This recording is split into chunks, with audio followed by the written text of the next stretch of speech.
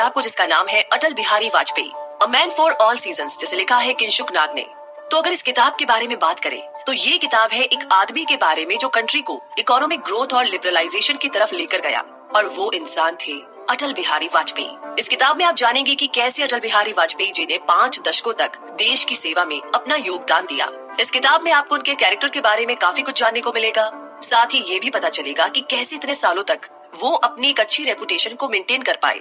अटल Bihari Vajpayee ji true sense में एक inspiration है, एक प्रेरणा है उन लाखों लोगों के लिए जो उनके आइडियाज को फॉलो करते हैं। उन्होंने ना सिर्फ इंडियंस के लिए बल्कि पूरी दुनिया के लोगों के सामने एग्जाम्पल सेट किए हैं। तो आइए शुरू करते हैं शुरुआत के सालों के सफर से। अटल बिहारी वाजपेयी जी 1924 यानी कि 1924 में क्रिसमस के दिन प्रिंसली स्टेट ऑफ ग्वालियर में एक ब्राह्मण फैमिली में पैदा हुए थे। यहीं पर उनका बचपन गुजरा और शुरुआती शिक्षा यानी कि अर्ली एजुकेशन भी मिली। तब ये राज्य, ये स्टेट ब्रिटिश इंडिया के अंदर आता था। उनके फादर कृष्ण बिहारी पहले एक स्कूल टीचर थे जो बाद में हेडमास्टर प्रमोट किए गए और उसके बाद स्कूल इंस्पेक्टर बनकर रहे। अपने फादर कृष्ण बिहारी के इन्फ्लुएंस से अटल जी को बचपन से ही पढ़ने लिखने का काफी शौक था। 1942 यानी कि 1942 में जब क्विट इंडिया मूवमेंट पूरे इंडिया में फैला तो ग्वालियर में भी प्रोटेस्ट और डेमोन्स्ट्रेशन चल रहा था। कृष्ण बिहारी ने देखा कि उनके बेटे अटल और प्रेम भी रेवोल्यूशन में इंटरेस्ट दिखा रहे हैं और इसीलिए उन्होंने दोनों को बटेश्वर भेजने का फैसला लिया।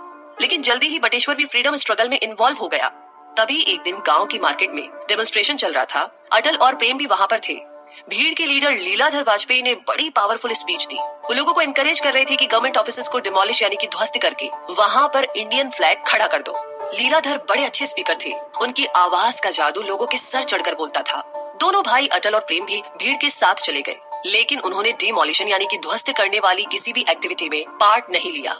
जब बाकी लोग क्विट इंडिया के नारे लगाते हुए बिल्डिंग्स को जला रहे थे तो दोनों भाई उसमें शामिल नहीं हुए। थोड़ी देर के बाद ही अथॉरिटीज वहां पर पहुंच गई। पुलिस ने कई सारे लोग अरेस्ट किए जिसमें लीलाधर, अटल और प्रेम भी थे। दोनों भाइयों को 23 दिन जेल में काटने पड़े। कृष्ण बिहारी को जब ये सब कुछ पता चला तो वो बड़े परेशान हुए। अपने बेटों को छुड़ाने के लिए जो उनसे बन पड़ा उन्होंने किया। इसी बीच पुलिस ने अटल और प्रेम को अलग अलग रखकर पूछताछ की, लेकिन दोनों ने सेम स्टेटमेंट दिया। उन्होंने कहा कि वो लोग भीड़ के साथ जरूर थे, लेकिन उन्होंने कोई भी तोड़फोड़ नहीं की। क्राउड के लीडर लीलाधर को गिल्टी मानकर के कोर्ट ने 3 साल के लिए जेल भेज दिया। दोनों भाई अटल और प्रेम को छोड़ दिया गया। ये इंसिडेंट इस फ्यूचर प्राइम मिनिस्टर के लिए किसी आई ओपनर से कम नहीं था। अरेस्ट के टाइम अटल ग्वालियर में विक्टोरिया कॉलेज में पढ़ते थे, जहां वो इंग्लिश, हिंदी और संस्कृत सीख रहे थे और बैचलर ऑफ आर्ट्स के स्टूडेंट थे।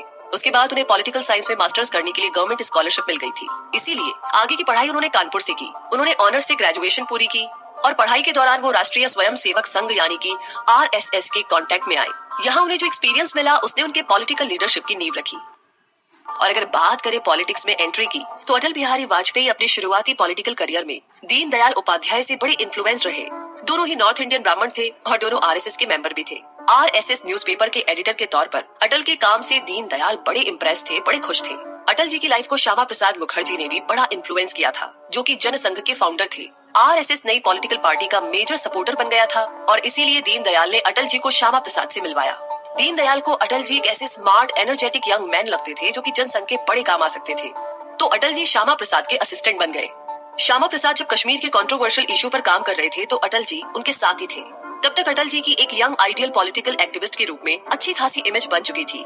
श्यामा प्रसाद को कश्मीर जाने की परमिशन नहीं मिली, लेकिन फिर भी वो जाना चाहते थे। अटल और उनके स्टाफ के 3 और लोग उनके साथ पठानकोट तक गए। श्यामा प्रसाद को लगा कि शायद पंजाब गवर्नमेंट उन्हें रोक लेगी और अरेस्ट कर लेगी, लेकिन ऐसा नहीं हुआ। लेकिन अपने खिलाफ हो रही इन सभी साजिशों का उन्हें पता नहीं था। उन्हें कश्मीर में एंटर तो करने दिया गया, लेकिन उन्हें कश्मीर से वापस नहीं जाने दिया गया और कश्मीर में ही नजरबंद रहते हुए उनकी डेथ हो गई। जनसंघ पर मानो जैसे कि पहाड़ टूट पड़ा। ये एक बहुत बड़ा हादसा था जिसने ऑपोजिशन पार्टी को बुरी तरीके से तोड़कर रख दिया था। तभी जनसंघ की लोकसभा में एक पोजीशन की वैकेंसी निकली। दीनदयाल ने अटल जी का नाम सजेस्ट किया। हालांकि तब अटल जी सिर्फ 28 साल के ही थे, लेकिन दीनदयाल को पूरा यकीन था कि अटल ने श्यामा प्रसाद से काफी कुछ सीखा है और उन्हें अटल के पब्लिक स्पीकिंग टैलेंट पर भी पूरा भरोसा था। और इस तरीके से अटल बिहारी वाजपेयी इलेक्शन में खड़े हुए। तब जनसंघ उतनी पॉपुलर पार्टी नहीं थी। अटल ने बहुत हार्डवर्क किया, तब जाकर के 1957 यानी कि 1957 में जनसंघ 4 सीटें जीतकर पार्लियामेंट में पहुंची और उनमें से एक सीट पर अटल बिहारी वाजपेयी खुद थे। उन्हें पार्लियामेंट के सेशन में सिर्फ 5 मिनट दिए गए बोलने के लिए और शायद यही वजह थी कि आगे चलकर अटल जी की पब्लिक स्पीकिंग स्किल्स काफी इंप्रूव हुई। उनकी एबिलिटी थी कि वो अपना मैसेज एक बड़ी क्लियर ऑर्गेनाइज तरीके से कम्युनिकेट करते थे। यहाँ तक कि जवाहरलाल नेहरू भी उन्हें बहुत मानते थे। एक मौके पर नेहरू अटल को ब्रिटिश प्राइम मिनिस्टर से मिलाने ले गए। पंडित नेहरू बोले कि ये यंग मैन ऑपोजिशन पार्टी के लीडर है। वैसे ये हमेशा मुझे क्रिटिसाइज करते हैं, लेकिन मुझे इनका फ्यूचर काफी ग्रेट लगता है। तो इन्हीं सारी बातों के साथ बढ़ते हैं आगे और जानते हैं कि जनसंघ को किस तरीके से लीड किया अटल जी ने। जनसंघ में एक और ट्रेजेडी हो गई थी। 1967 यानी कि 1967 में दीनदयाल जनसंघ के प्रेसिडेंट चुने गए, लेकिन वो सिर्फ 40 दिन से ज्यादा पोजीशन में नहीं रह पाए क्योंकि अचानक उनकी मौत हो गई, और वो भी बड़े मिस्टीरियस तरीके से। वो एक चलती हुई ट्रेन में चढ़ने की कोशिश कर रहे थे कि किसी ने उन्हें पीछे से धक्का दे दिया। उनकी मौत के बाद आरएसएस के लीडर एमएस गोलवालकर जनसंघ के नए प्रेसिडेंट बने। पुराने प्रेसिडेंट बलराज मधोक पोजीशन के लिए काफी पक्ष चुनाव कर रहे थे, लेकिन गोलवालकर को अटल एक बेहतर कैंडिडेट लग रहे थे। अटल जी को जब पता चला कि उनका नॉमिनेशन जनसंघ के प्रेसिडेंट के लिए हो रहा है, तो वो बड़े शॉक्ड हुए, चौंक गए। मैं दीनदयाल की जगह कैसे ले सकता हूँ, ये ख्याल उनके मन में आ रहा था। खैर, अटल जी ने अपनी पूरी जिम्मेदारी निभाई। एक अच्छे लीडर के तौर पर उनकी एक स्ट्रॉन्ग इमेज उभर कर आई। अटल जी ने एक मजबूत टीम बनाई जो उनके साथ मिलकर के काम कर सके। हालांकि अपॉइंटमेंट हो चुकी थी, मधोक के दिल में अभी भी अटल के लिए रिवेंज की फीलिंग थी। वो हर मौके पर अटल की बात का प्रोटेस्ट करते थे, लेकिन मधोक अटल को कमजोर नहीं कर पाए। अटल को देखकर के वो हमेशा गुस्से में आ जाते थे, जबकि दूसरी ओर अटल जी हमेशा इस तरीके से रहा करते थे कि जैसे कुछ हुआ ही नहीं। मधोक अपने व्यूज में एक्सट्रीम थे, जबकि अटल जी हर बात को केयरफुली जज करते थे। अटल जी मिडिल ग्राउंड में रहकर के हर साइड के गुड पॉइंट्स देखना पसंद करते थे। जैसे एग्जांपल के लिए मधोक मुस्लिम इश्यूज को लेकर के एक्सट्रीम ओपिनियन देते थे, लेकिन अटल जी ने ऐसा कभी नहीं किया। अटल जी हमेशा टैक्टिकल अलायंसेस यानी कि सामरिक गठबंधन के फेवर में रहे। कई मौकों पर उन्होंने सेम गोल अचीव करने के लिए अपोजिशन पार्टी का साथ भी दिया।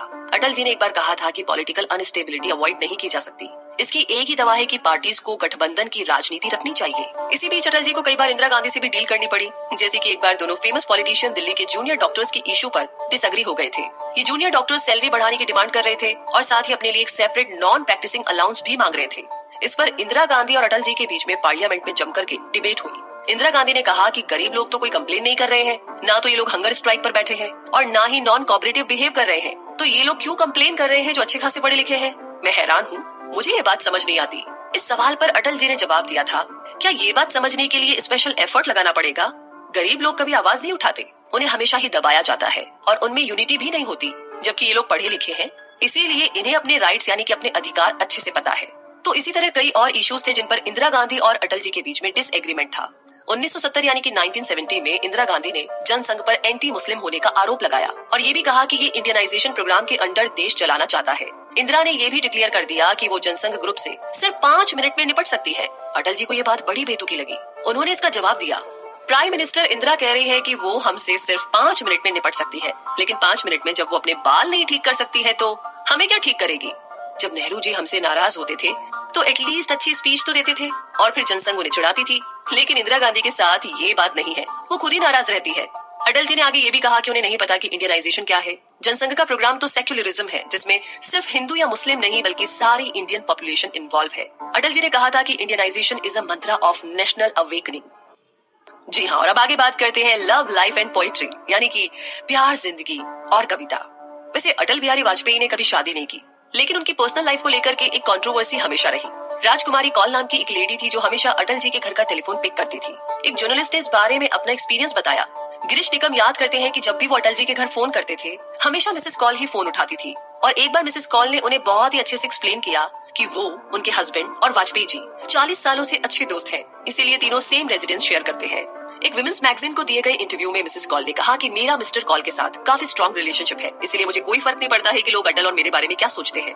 लेकिन इसके पीछे एक खूबसूरत सी कहानी है जो विक्टोरिया कॉलेज में शुरू हुई थी। मिसेस कौल और वाजपेयी जी एक्चुअली में क्लासमेट और बेस्ट फ्रेंड्स थे। ये 1940 यानी कि 1940 की बात है। उन दिनों लड़के और लड़की के बीच में फ्रेंडशिप बहुत ही बुरी बात मानी जाती थी, इसीलिए अक्सर दिल की बात दिल में ही रह जाती थी।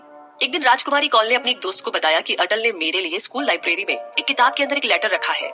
राजकुमारी ने उस लेटर को पढ़ा और रिप्लाई भी लिखा, लेकिन वो लेटर अटल जी नहीं पढ़ पाए। फिर कई साल गुजर गए और राजकुमारी की शादी ब्रिज नारायण कौल नाम की एक यंग टीचर से हो गई। एक्चुअली में राजकुमारी अटल जी से शादी करना चाहती थी, लेकिन उनके फादर नहीं माने। कौल फैमिली वैसे तो ब्राह्मण थी, लेकिन वे लोग खुद को हायर कास्ट समझते थे। अटल जी अपनी लाइफ में मूव हो गए और एक रिस्पेक्टेड पॉलिटिशियन बने। जब Mr and Mrs Kaul Delhi move हुए तो एक बार फिर से तीनों की मुलाकात हुई। उनके बीच इतनी गहरी दोस्ती थी कि ये रिश्ता लाइफ टाइम तक चला और वैसे भी रिश्तों को निभाने का उनका अपना एक अलग ही अंदाज है। तो आइए आगे जानते हैं the man and his style. Atal ji के अच्छे चरित्र यानी कि उनके गुड कैरेक्टर की कई लोग मिसाल देते हैं। वो बताते हैं कि अटल जी पार्लियामेंट के लिए बड़े ही डेडिकेट थे। जब वो प्राइम मिनिस्टर थे उन दिनों भी अक्सर राज्यसभा और लोकसभा के सेशंस अटेंड करने आते थे। खासकर जब क्योरम बेल बजती थी तो सिग्नल देती है कि सेशन में कई लोग एब्सेंट हैं, नहीं आए हैं। तो अटल जी पर्सनली एमपीज को फोन करके पूछते थे और इतना ही नहीं, एक लॉ मेकर की रिस्पॉन्सिबिलिटी को बड़ा सीरियसली लेते थे। हर भाषण में, हर स्पीच से पहले वो खूब रिसर्च करते थे और वो अपने सारे आइडियाज और आर्ग्यूमेंट्स को लिख करके रखते थे। अपने हार्डवर्क और पैशन की वजह से ही 1984 यानी कि 1984 में उन्हें आउटस्टैंडिंग पार्लियामेंटेरियन का अवार्ड भी दिया गया। अभी तक बहुत कम लोगों को ये ऑनर मिला है, जिनमें इंद्रजीत गुप्ता और जयपाल रेड्डी भी शामिल है। अटल जी का पहला प्यार ही पार्लियामेंट था। बहुत सारे लोग बताते और शेयर करते हैं कि अटल जी कभी भी ऊंची आवाज में किसी से बात नहीं करते थे। वो बोलने से पहले हमेशा सोचते थे और अपने इमोशंस पर उनका पूरा कंट्रोल था। अगर उन्हें गुस्सा भी आ रहा होता था तो वो शुद्ध हिंदी में बोलते थे। तो इस तरीके से अटल बिहारी वाजपेयी भले ही पब्लिक फिगर थे, लेकिन उनकी एक बहुत ही प्राइवेट पर्सनल लाइफ भी थी। उन्हें अपने परिवार और दोस्तों के साथ टाइम बिताना काफी पसंद था। उनका स्वभाव, उनका नेचर बड़ा ही वार्म और फ्रेंडली था। उनके दोस्त हमेशा उनसे मिलने पहुंच जाते थे। हर तरह के लोगों से उनकी फ्रेंडशिप थी। जो उनसे मिलने आते थे, अटल जी अपने बिजी शेड्यूल के बाद भी उनसे जरूर मिलते और कोई अगर अपॉइंटमेंट के बिना ही चला आता तो उसे भी निराश नहीं करते थे। अटल जी कहते थे कि अब मैं क्या करूं, मेरे दोस्त मुझसे मिलने आए हैं तो मुझे भी तो उनको टाइम देना पड़ेगा। वैसे कवि सुरेंद्र शर्मा अपना एक्सपीरियंस शेयर करते हैं और बताते हैं कि एक बार वो बिना अपॉइंटमेंट के ही अटल जी के ऑफिस में पहुंच गए। उस टाइम अटल जी मिनिस्टर राजनाथ सिंह से बातें कर रहे थे, लेकिन इसके बावजूद उन्होंने सुरेंद्र का वेलकम किया और तीनों बड़ी देर तक बातें करते रहे। तो इस तरीके से उनका अपना अलग ही अंदाज था रिश्तों को निभाने का। आगे बात करते हैं जनता राज एंड बीजेपी। जी हाँ, जब पीएम मोरारजी देसाई जनता गवर्नमेंट के साथ पावर में आए, Atal Bihari Vajpayee foreign affairs minister बने। अटल जी की दिलचस्पी इंडिया के बाकी कंट्रीज के साथ रिलेशनशिप को लेकर काफी ज्यादा थी। ये उनके करियर की अभी शुरुआत ही थी। अटल जी की हमेशा यही कोशिश रही कि इंडिया की ज्यादा से ज्यादा कंट्रीज के साथ अच्छी रिलेशन बने। इस मामले में वो जवाहरलाल नेहरू से इंस्पायर्ड थे, जो खुद फॉरेन अफेयर्स मिनिस्टर रहे थे। अटल जी ने अपने टर्म में कोई रेडिकल चेंजेस यानी कि बहुत बड़े चेंजेस नहीं किए। उन्होंने इंडिया की ये इमेज रखी कि वो सभी देशों के साथ फ्रेंडशिप चाहता है, दोस्ती चाहता है। उन्होंने ये भी श्योर किया कि हमारी फॉरेन पॉलिसी किसी भी तरह के रेसिज्म और उपनिवेशवाद से दूर रहे। अटल जी कल्चर और रिलीजियस टॉलरेंस के प्रमोटर माने जा सकते हैं। अ कंट्री ऑफ डाइवर्सिटी होने की वजह से हमें सब लोगों के साथ एक अच्छा रिलेशनशिप मेंटेन करना है और यही प्रिंसिपल अटल जी ने अपनी फॉरेन पॉलिसी में भी अप्लाई किया। इंडिया का रशिया के साथ स्पेशल रिलेशनशिप रहा है। व्लादिमीर पुतिन इंडिया को मिलिट्री इक्विपमेंट सप्लाई करते रहे हैं। रशिया ने इंडिया के इंडस्ट्रियल और इकोनॉमिक ग्रोथ में भी काफी योगदान किया है। तो अटल जी ने रशिया के साथ अपने अच्छे रिलेशनशिप को मेंटेन करने की पूरी कोशिश की और साथ ही दूसरे देशों के साथ भी एक खास रिलेशन बनाने पर पूरा जोर दिया। और इस तरीके से अटल जी ने United states, Pakistan, Iran, Afghanistan, Romania और दूसरे देशों के साथ दोस्ती सिक्योर की। अटल जी ने इंडिया और चाइना की दोस्ती भी मजबूत करने की पूरी कोशिश की, क्योंकि पाकिस्तान की तरह चाइना भी हमारा पड़ोसी देश है, जिसके साथ इंडिया की पहले वॉर भी हो चुकी है। और इसीलिए अटल जी 1979 यानी कि 1989 में चाइना गए। हालांकि उन्हें इंसल्ट फील करनी पड़ी, क्योंकि जब अटल जी चाइना के ऑफिशियल विजिट पर थे तो उस टाइम डेंग शाओपिंग ने वियतनाम पर अटैक करने का ऑर्डर दिया था। अटल जी को जब क्रिटिसाइज किया गया कि वो हमेशा कंट्री से बाहर ही रहते हैं, तो उन्होंने कहा, मैं मना नहीं कर रहा कि मैं ज्यादातर कंट्री से बाहर होता हूँ, लेकिन प्लीज मुझे दूसरा मौका दीजिए। अटल जी ने इजराइल के साथ भी कंट्री के रिलेशन को इम्प्रूव किया, वो भी तब जब पीएम देसाई ने बोला कि इंडिया इजराइल के साथ तब तक कोई रिश्ता नहीं रखेगा जब तक कि इजराइल अरब नेशंस पर अपना कंट्रोल नहीं छोड़ देता। अटल जी ने अपनी मिडिल ग्राउंड वाली पोजीशन को रीस्टेट किया। हालांकि वो इजराइल के साथ अच्छा रिलेशन बनाना चाहते थे, लेकिन अटल जी ने क्लियर कर दिया था कि इंडिया अपनी बात से पीछे नहीं हटेगा कि इजराइल अरब नेशन से दूर हट जाए और साथ ही पैलेस्टीन के लोगों को उनकी जगह वापस दे दे। इसी बीच कंट्री के अंदर अटल जी की जनता पार्टी आपसी कॉन्फ्लिक्ट में उलझी हुई थी। इंदिरा गांधी की right wing Hindu ideology PM Morarji Desai और एमपी चरण सिंह जनता पार्टी को बांटने में लगे हुए थे। दूसरी तरफ अटल जी और उनके सदस्य राइट विंग हिंदू आइडियोलॉजी को हटाना चाहते थे। वो एक ऐसी लिबरल पार्टी बनाना चाहते थे जिसमें हर कल्चर और रिलीजन के लिए जगह हो और जो महात्मा गांधी के सोशलिज्म से इंस्पायर्ड हो, जहां गरीबों और लोअर कास्ट के लोगों को बराबर अधिकार और अवसर मिल सके। अटल जी और उनके long time friend LK. Advani और कुछ बाकियों ने मिलकर के 1980 यानी कि 1980 में भारतीय जनता पार्टी बनाई। इसका नाम बेशक जनता संघ से लिया गया था, लेकिन इसकी इमेज एकदम डिफरेंट थी, एकदम अलग थी। अटल बिहारी वाजपेयी जी पहले लीडर थे। उन्होंने मुस्लिम मिनिस्टर सिकंदर बख्त और फॉर्मर सुप्रीम कोर्ट जज जस्टिस के.एस. हेगड़े जैसे लोगों को इसमें शामिल किया। बीजेपी का एजेंडा एक नई तरह की पॉलिटिक्स करना था, जो सिर्फ पार्लियामेंट सीट्स और कन्फ्रंटेशन तक लिमिट ना रहे। बीजेपी ना तो कम्युनिज्म को सपोर्ट करती है और ना ही कैपिटलिज्म को। अटल जी की इस नई पार्टी का मकसद तो पॉजिटिव सेक्युलरिज्म को प्रमोट करना था, जिसका सीधा सा मतलब है बीजेपी धर्म पर नहीं बल्कि मोरालिटी पर फोकस करती है। और इसी के साथ थोड़ा आगे बढ़ते हैं और बात करते हैं विटनेस टू अयोध्या के बारे में। जी हाँ, एल.के. आडवाणी की लीडरशिप में बीजेपी ने अयोध्या डिस्प्यूट का मामला उठाया था। हिंदू मानते हैं कि अयोध्या में जहाँ आज मस्जिद है, उस जगह पर भगवान श्री राम का जन्म हुआ था। किसी जमाने में वहाँ पर भगवान राम मंदिर हुआ करता था, लेकिन 1528 यानी कि 1528 में बिल्कुल उसी जगह पर बाबरी मस्जिद बना दी गई थी। ऐसा लग रहा था कि बीजेपी ने हिंदुओं के वोट हासिल करने के लिए ये इशू उठाया है। उस टाइम पर अटल बिहारी वाजपेयी पार्लियामेंट के मामलों में बिजी थे। अयोध्या कांड के वक्त वो दिल्ली में थे।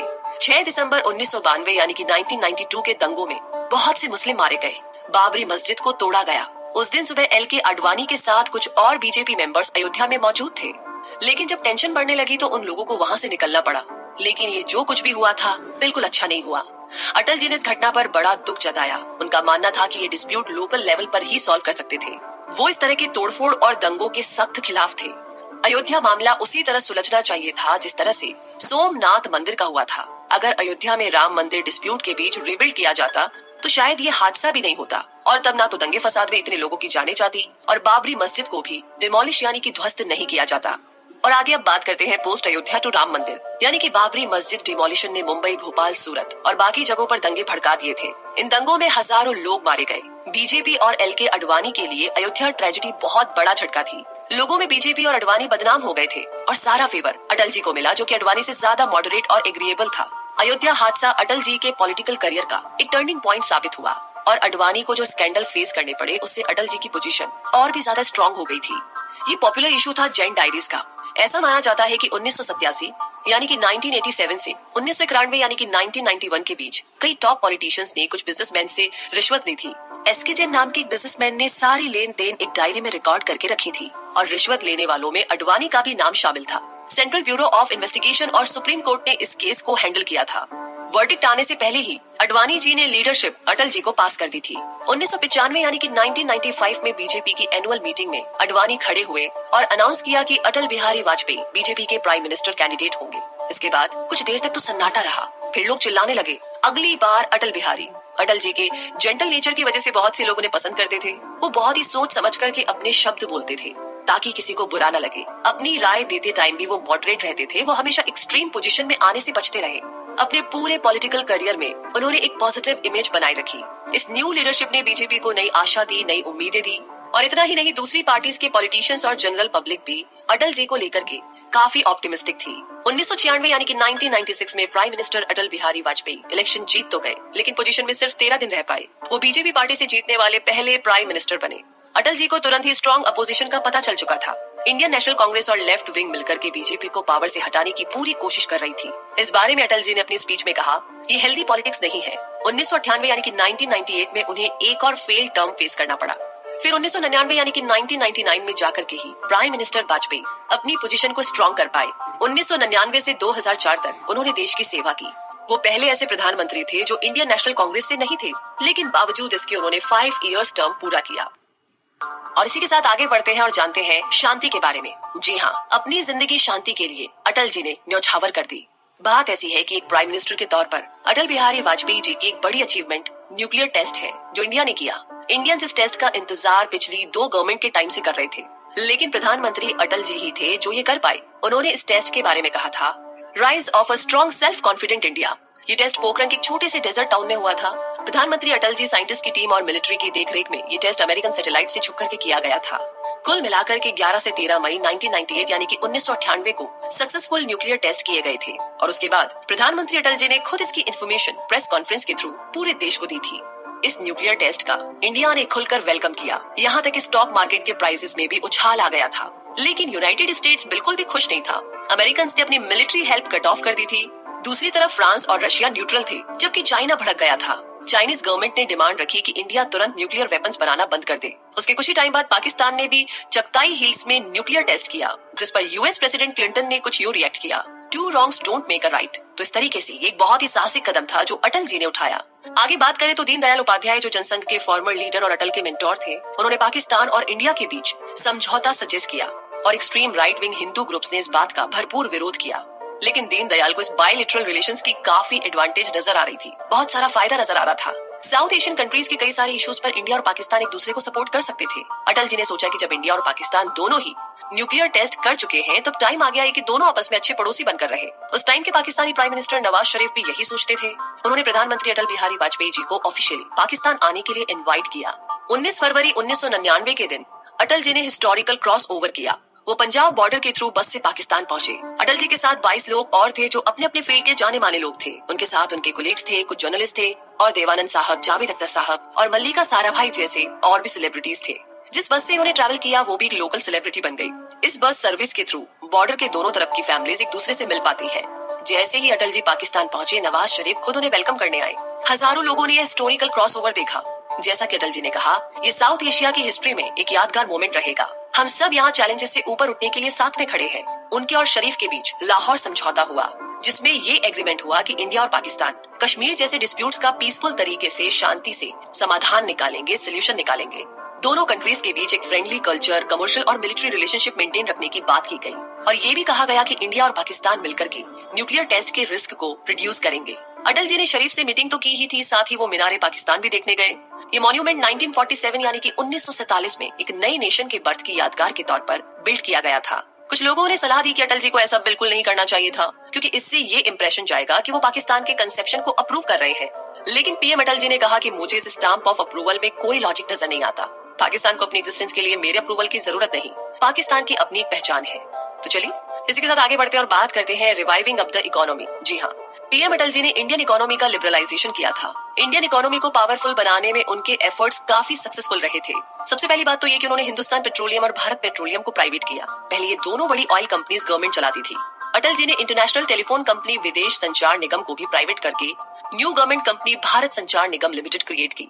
2000 से 2002 के बीच 13 होटल्स और 12 कंपनीज बेच दी गई जो गवर्नमेंट के अंडर थी। इसमें modern food industries, Bharat aluminium company, Hindustan zinc, Hindustan teleprinters और computer maintenance company, Indian tourism development के कई होटल्स भी शामिल थे। लेकिन आखिर इस प्राइवेटाइजेशन के पीछे लॉजिक क्या था? क्योंकि पीएम अटल जी चाहते थे कि petroleum, food, tourism, mining, technology और बाकी सेक्टर्स बेहतर तरीके से ग्रो करें और सिर्फ लीडिंग कॉर्पोरेशंस और ब्रिलियंट एंटरप्रेन्योर्स के अंडर में ही इन कंपनीज की ग्रोथ सिक्योर थी। इन सोल्ड ऑफ कंपनीज की ग्रोथ को अब ब्यूरोक्रेसी लिमिट नहीं कर सकती थी। अरविंद पनागारिया, कोलंबिया यूनिवर्सिटी के इकोनॉमिस्ट ने इस बारे में टाइम्स ऑफ इंडिया में लिखा था। उन्होंने लिखा कि यूपीए गवर्नमेंट में इंडियन इकोनॉमी की हाई ग्रोथ पीएम अटल जी के रिफॉर्म पॉलिसी की वजह से ही पॉसिबल हुई। लास्ट ईयर अटल जी की टर्म में इकोनॉमिक ग्रोथ रेट 8% थी और 10 सालों बाद भी ये सेम रही। पीएम अटल जी की एडमिनिस्ट्रेशन में लो इंटरेस्ट रेट था और इन्फ्लेशन रेट भी कम था। लेकिन जिस प्रोजेक्ट के लिए अटल जी को सबसे ज्यादा याद किया जाएगा वो है गोल्डन क्वाड्रिलेटरल प्रोग्राम। जी हाँ, पीएम अटल जी को आइडिया हो गया था कि इंफ्रास्ट्रक्चर के फील्ड में किया गया इन्वेस्टमेंट फ्यूचर में हाई इकोनॉमिक ग्रोथ लेकर आएगा। ये एक वेल कंसीव्ड और वेल एग्जीक्यूटेड प्रोग्राम था जो 2012 में पूरा हुआ। इंडिया के चारों कॉर्नर्स अब फाइनली कनेक्ट हो गए थे। चेन्नई, मुंबई, कोलकाता और दिल्ली को अब एक हाईवे नेटवर्क जोड़ता है। आज बेंगलुरु, सूरत, कानपुर और बाकी दूसरी बड़ी सिटीज से होकर के बिग रोड्स गुजरती है। गोल्डन क्वाड्रिलेटरल प्रोग्राम से न सिर्फ इंडिया की इकोनॉमिक ग्रोथ इंश्योर हुई, बल्कि इसकी वजह से इंडस्ट्रियल और एग्रीकल्चर सेक्टर्स में भी काफी सुधार हुआ। साथ ही इसने हमारे देश के ड्राइवर्स कल्चर को भी नरिश किया है। आज इंडिया पहले से कहीं ज्यादा जियोग्राफिकली यूनाइटेड है और इस एम्बिशन को किसी और ने नहीं बल्कि अटल बिहारी वाजपेयी जी ने पूरा किया। आगे बात करते हैं एग्जिस्टिंग पावर, यानी कि अटल जी के 5 साल का टर्म पूरा होते होते वो ऑलरेडी 80 साल के हो चुके थे। वो एक माने हुए रिस्पेक्टेड पॉलिटिशियन थे जिन्होंने अपनी गवर्नमेंट में कई अप्स एंड डाउन देखे थे। फरवरी 2009 में अटल जी को तेज फीवर और चेस्ट इन्फेक्शन के चलते हॉस्पिटल ले जाना पड़ा। उन्हें स्ट्रोक आया था जिससे उनकी कंडीशन बिगड़ती चली गई। फॉर्मर प्राइम मिनिस्टर ने बीजेपी के न्यू कैंडिडेट को लेटर लिखकर के अपनी ब्लेसिंग्स दी। खराब हेल्थ कंडीशन के चलते उन्हें एक्टिव पॉलिटिक्स छोड़नी पड़ी। अब वो अपने घर में व्हील चेयर में बैठे रहते थे और स्ट्रोक की वजह से वो बड़ी मुश्किल से बोल पाते थे। बाद में उन्हें डिमेंशिया भी हो गया था और डायबिटीज की वजह से उनकी बॉडी भी काफी ज्यादा कमजोर हो गई थी। उन्हें लोगों को पहचानने में दिक्कत होती थी और खाने में भी तकलीफ होती थी। इन सब के बावजूद उनके दोस्त और कोलीग्स उनसे मिलने आते रहे। उनके लास्ट बर्थडे पर उन्हें भारत रत्न से नवाजा गया था। इस सेरेमनी में उनके कई सारे फॉलोअर्स आए थे और लोगों के दिल में इस आदमी के लिए एक बहुत ही गहरी रिस्पेक्ट और बेशुमार प्यार था, जिसने अपनी पूरी जिंदगी देश की सेवा के नाम कर दी थी। क्योंकि अटल बिहारी वाजपेयी एक पॉलिटिशियन से कहीं ज्यादा बढ़कर थे। वो उन कुछ गिने चुने लीडर्स में थे जो पॉलिटिक्स में होने के बावजूद लोगों की सेवा के लिए डेडिकेट रहे। अटल जी की अमेजिंग एबिलिटी थी कि वो डिफरेंट बैकग्राउंड और आइडियोलॉजी के लोगों से भी निभा लेते थे। वो सिर्फ 25 साल के थे जब दिल्ली आए थे। इंडियन रिपब्लिक की जस्ट शुरुआत हुई थी और कॉन्स्टिट्यूशन का ड्राफ्ट तैयार किया जा रहा था। अटल जी एक यंग मैन थे जब पार्लियामेंट में आए। उन्होंने किस बर्ड आई व्यू की तरह इंडिया को एक नेशन के तौर पर अपने सामने बनते हुए देखा था। किसी जमाने में पार्लियामेंट सोलर सिस्टम की तरह था, जिसमें नेशनल कांग्रेस सूरज की तरह थी और बाकी दूसरी पार्टीज प्लेनेट की तरह उसके चक्कर लगाती थी। लेकिन वो अटल बिहारी वाजपेयी जी ही थे जो बीजेपी को एकदम नए लेवल पर लेकर गए। एक तरह से उन्होंने अपनी पॉलिटिकल पार्टी को पार्लियामेंट का नया सूरज बना दिया था। इंडिया के लोगों को इंडियन नेशनल कांग्रेस का ऑल्टरनेटिव मिल चुका था। अटल बिहारी वाजपेयी जी और बीजेपी ने देश को ज्यादा चॉइस और ज्यादा ओपन माइंडेड व्यू दिया। सर्विस ओवर पॉलिटिक्स और सबको साथ लेकर चलना और सबकी सेवा करना, ऐसी बातें हैं जो आज भी पॉलिटिशियन अटल जी से सीख सकते हैं। तो इन्हीं सारी बातों को सुनने और जानने के बाद में मुद्दा मामला ऐसा है और कंक्लूजन ये है इस समरी का कि अटल बिहारी वाजपेयी जी हमेशा मिडिल ग्राउंड में रहे, क्योंकि वो किसी को भी ऑफेंड नहीं करना चाहते थे। वो हर कास्ट और हर धर्म के लोगों के साथ अच्छे रिलेशनशिप को मेंटेन करना चाहते थे। उन्होंने सभी लोगों को एक्सेप्ट किया, स्वीकार किया और उन्हें सबके भले की फिक्र थी।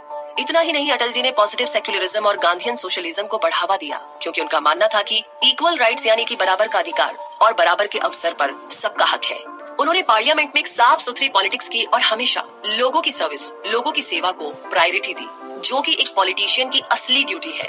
अपने जेंटल और बहुत ही फ्रेंडली नेचर से वो सबका दिल जीत लेते थे। वो एक महान इंसान थे जिन्हें देश हमेशा याद रखेगा। अटल बिहारी वाजपेयी इंडिया के ग्रेट लीडर्स में से एक थे और उन्हें हमारा शत शत नमन। इसी के साथ दोस्तों, ये समरी तो यहीं पर समाप्त होती है, लेकिन हाँ, अटल बिहारी वाजपेयी जी की जिंदगी से प्रेरणा लेने का जो